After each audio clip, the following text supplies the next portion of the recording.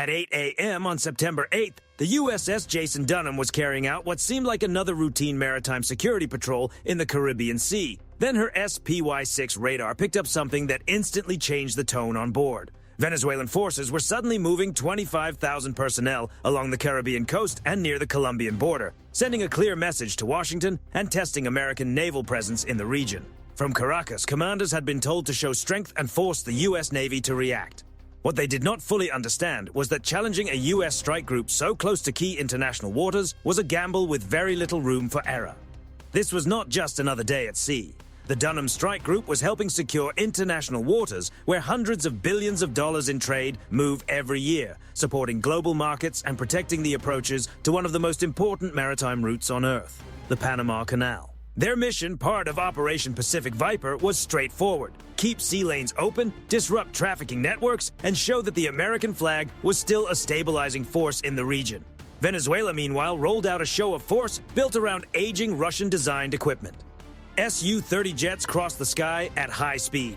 T-72 tanks moved along coastal routes. Diesel submarines slipped beneath waters more than 1,000 feet deep. To Caracas, it looked like a display of power. To the U.S. Navy, it looked like a test they had trained for countless times. Inside the Dunham's Combat Information Center, the tactical action officer watched the display as red overlays spread across the Caribbean map. Venezuela's declared restricted zone pulsed like a warning sign. The SPY-6 radar, sharp enough to track extremely small objects at long range, gave the crew a detailed picture of what was unfolding. Maduro's forces looked impressive on paper: regular military units, a massive reserve structure, and S-300 air defenses with a reported reach of around 250 miles. But paper strength and real-world naval power are two very different things. The Dunham carried 96 vertical launch cells, loaded with advanced defensive and strike-capable systems, including SM-6 missiles designed to engage threats at long range and extreme speed. Against a modern U.S. destroyer connected to an entire strike group, Venezuela's display was less a decisive move and more a dangerous miscalculation. Maduro's commanders appeared confident. Their aircraft moved, their submarines maneuvered, their ground forces formed up along the coast. The plan was simple: create pressure, dominate the headlines, and make a $1.8 billion American destroyer back away. But the Dunham's crew did not flinch. Across the strike group, data moved instantly through cooperative engagement systems, linking ships together like one floating command network. The USS Iwo Jima, an 844-foot amphibious assault ship carrying around 1,700 Marines and V-22 Ospreys, stood ready nearby. Destroyers Gravely and Sampson held their positions, forming a steel wall against any further escalation. All around them, the Caribbean remained busy with merchant vessels, oil tankers, and cargo ships. These ships were not looking for drama. They were moving goods, fuel, and supplies through one of the world's most important maritime corridors. If Venezuela managed to turn those waters into a pressure zone, the impact would reach far beyond the region. But forcing the U.S. Navy out of the Caribbean has never been a simple task. As Venezuelan Su-30s lifted off and their submarines moved beneath the surface, the stage was set for a tense confrontation. Caracas believed it was conducting a multi-domain show of strength. Unfortunately for them, they had chosen to test a navy built to turn pressure into procedure. From sunrise to sunset, Maduro's forces paraded their older Russian-built hardware. The U.S. Navy stayed calm, disciplined, and ready. At the center of it all was the USS Jason Dunham.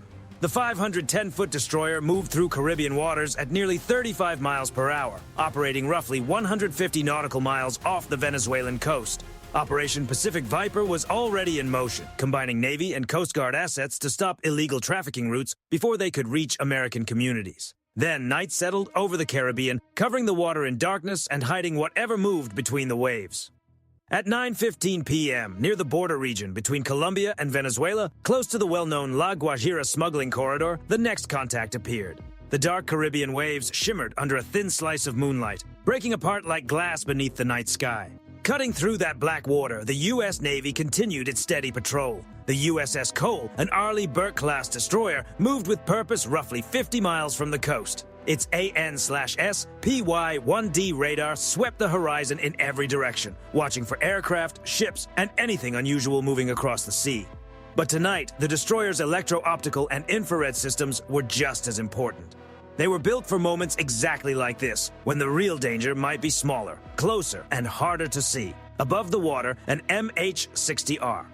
Seahawk helicopter flew low over the waves, its rotors cutting through the humid night air. Its infrared sensors searched through the darkness, scanning the surface for heat, movement, and patterns that did not belong. Farther away from a U.S. airbase in the Caribbean, two F-35 stealth fighters held a high-altitude patrol, supported by an aerial refueling tanker. Their engines carried them quietly through the upper air, while their advanced systems kept them connected to the larger network. Their AN/APG-81A ESA radars scanned the region, cross-checking information with a P-8 Poseidon and the USS Cole through Link 16. Then, out of the darkness, a new contact appeared. It was just 18 miles from the airborne patrol, a 65-foot fishing vessel moving slowly near the coast of La Guajira. At first glance, it looked worn down and harmless, like an old boat struggling through mechanical trouble. A Venezuelan flag hung from its mast. Its 200-horsepower Yanmar engine coughed along at low speed, giving the impression of a vessel barely holding together. But the closer the sensors looked, the less convincing the story became. Wooden fish crates were stacked across the deck, creating the appearance of an ordinary fishing run. Beneath them, hidden under layers of spoiled catch, were sealed packages linked to a large trafficking shipment. Another metal crate contained military-grade equipment, carefully packed and concealed from view. Behind the main boat, a 20-foot skiff trailed about 150 feet back. It had been painted with false rescue markings, an attempt to look innocent from a distance. A blue tarp covered additional gear and sharp tools, turning the small craft into something far more suspicious than a rescue boat. Together, the two vessels moved through the dark waters near La Guajira, a corridor long known for illegal maritime routes and nighttime smuggling runs. High above, a P-8 Poseidon circled near Trinidad, roughly 250 miles from the area. Its crew noticed something that did not match the boat's story: an unusual heat signature. The vessel claimed to be having engine trouble, but the infrared readings suggested otherwise. The engine was running steadily at about 5 knots, too consistent for a genuine breakdown and too controlled to ignore. This was not a simple mechanical issue. It looked planned. On the tactical displays, markers blinked across the screen.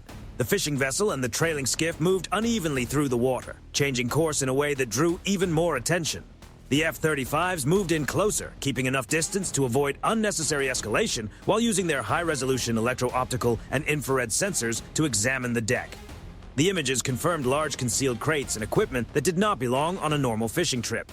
The USS Cole locked the contact into its systems. Its radar and sensors built a clear picture of the situation: one larger vessel, one trailing skiff, multiple concealed items, and several figures moving carefully in the shadows.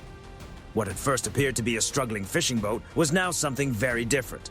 And in the darkness off La Guajira, the U.S. Navy was watching every move. The officers aboard the USS Cole chose not to attempt an immediate boarding. Instead, they ordered a patrol boat to approach from a safe distance, hail the vessel, and issue a clear warning. Moments later, a small Navy patrol craft moved out across the dark water, closing to just over a mile from the suspicious vessel. 4 U.S. Marines were on board, their focus locked on the target ahead.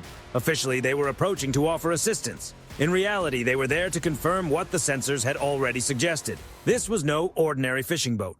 From the deck of the Cole, an MH-60R Seahawk lifted into the night. The helicopter rose above the waves, its rotors cutting through the humid air as it moved into position about 3 miles from the target. Its infrared system scanned the deck and confirmed 7 people on board. The images also showed concealed gear and objects that clearly did not belong on a routine fishing trip. Then the situation changed in an instant.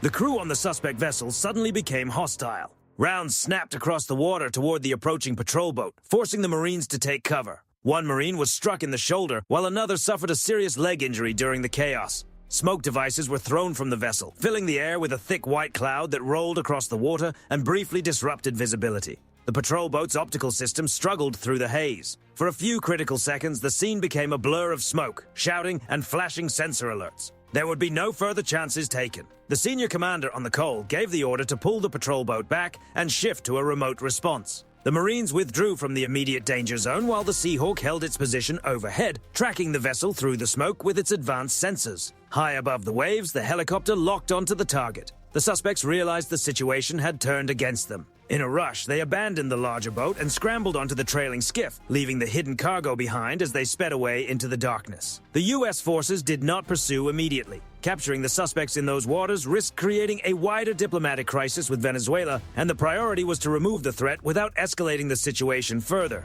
Only after the skiff had moved a safe distance away did the Seahawk receive clearance to act. A precision strike was launched from over a mile out. A bright flash cut through the night and slammed into the abandoned fishing vessel. The impact tore through the upper structure, sending fire and smoke into the sky as the boat broke apart on the dark Caribbean surface. Fragments of wood, metal, and hidden cargo scattered across the water. Oil spread in a thin, shimmering layer beneath the moonlight. What had started as a suspicious fishing vessel had turned into a dangerous encounter. And once again, the U.S. Navy had taken control of the situation before it could spiral into something far larger. The rescue skiff faded into the darkness, a small shadow swallowed by the restless Caribbean waves. Its fate was left unanswered, drifting somewhere beyond the reach of the moonlight. For a moment, the sea grew quiet again. The sharp sounds of the encounter disappeared into the night, leaving only the low rumble of engines and the steady movement of water against steel. The injured Marines received immediate first aid. Thankfully, their wounds were not life-threatening. The situation had been contained, the threat had been removed, and the U.S. Navy had once again restored control in waters where a single mistake could have triggered something far larger. But Venezuela did not see it that way. Moments after the strike, Venezuelan monitoring systems detected the blast. Within minutes, aircraft were sent toward the area. A Su-30 MKV fighter roared into the night sky, its powerful engines pushing it toward the coastline at extreme speed, while its radar swept the sea for any sign of the American destroyer. Not far behind, an Me-17 helicopter moved over the water, its searchlight cutting through the darkness and lighting up the wreckage below.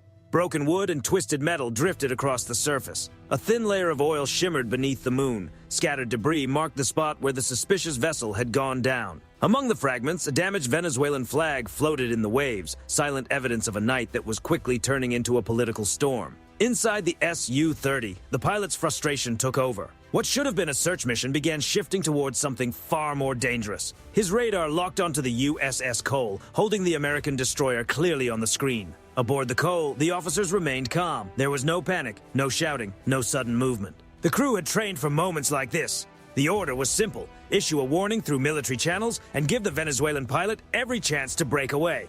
The message went out clearly: do not engage, change course, stand down. But the warning was ignored. The Su-30 continued its approach, the pilot holding the lock as tension climbed second by second. On the destroyer's displays, the threat picture sharpened. Every system aboard the Cole shifted into readiness. Sensors tracked the aircraft, defensive networks synchronized. The crew waited for the next move. Then it happened. A missile separated from the Venezuelan fighter and streaked across the night toward the American destroyer. The response from the USS Cole was immediate. Its Aegis-based defense system came alive, processing the incoming threat in seconds. Electronic countermeasures activated, flooding the battlespace with defensive signals designed to confuse and disrupt the missile's tracking.